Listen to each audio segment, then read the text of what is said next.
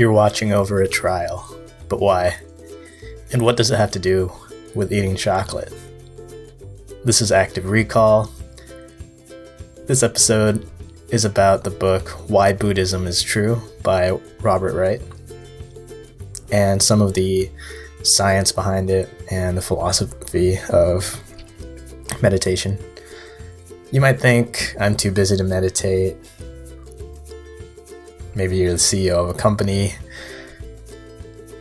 with dozens, hundreds of employees underneath you, and you just have no time to meditate. I started looking into meditation a little more after reading Tim Ferriss's Tools of Titans. He's pointed this out that a really high percentage of the people he interviews mention meditation as one of their main tools for success. And that got me thinking, okay, well, I'm definitely not the CEO of a company. I don't have dozens of employees underneath me, so maybe I do have time to meditate. And I've been reading some books, and Why Buddhism is True is another one. I'd also recommend 10% Happier if you're just getting into meditation or just learning about it. Getting back to that, the idea that you might not have time to meditate. If that's the case, then here's an excerpt. Here's an interesting thing about this hypothetical spectrum of people ranked from most likely meditators to least likely meditators. The least likely meditators are the people who seem to most need the benefits of meditation. This means if you feel like you're too busy, you're overwhelmed, and you have just too much going on, that is a great reason to meditate, and it'll help you calm some of the anxiety that comes from that down, and you'll be able to it's not like you'll eliminate those thoughts, but it'll help you handle those. One thing in the book that I enjoy a lot is it goes into detail about how our minds work, and a lot of descriptions are that you're the CEO of your feeling, of your mind, and you can tell your mind when to be sad, when to be happy, things like that. And it's not quite that. And it's also not a bunch of different, it can be described as modules, but it's not like just different storage units. It's been described as a Swiss Army knife where you have the different tools, but it's not quite that either. As described in the book, it says, in this view, if you built a robot whose brain worked like the human brain and then asked computer scientists to describe its workings, they'd say that its brain consists of lots of partly overlapping modules within modules, and the robot's circumstances determine which modules are, for the moment, running the show. This is an okay picture, but it just shows what that excerpt says. Is just, you have these different modules. They are not completely separate. You can't just activate one at a time, but one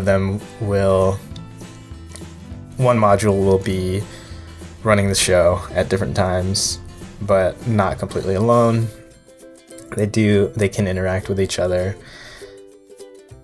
And back to that chocolate bar, what happens here? So the module that controls your hunger right now really wants that chocolate bar. It knows it's a good high-calorie source, so it wants to eat it and sort of takes over. This excerpt is way too long.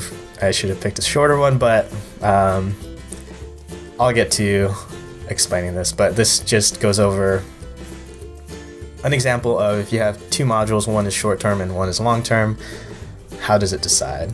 How does it decide whether to eat that chocolate bar or not? The short-term one is pretty strong, and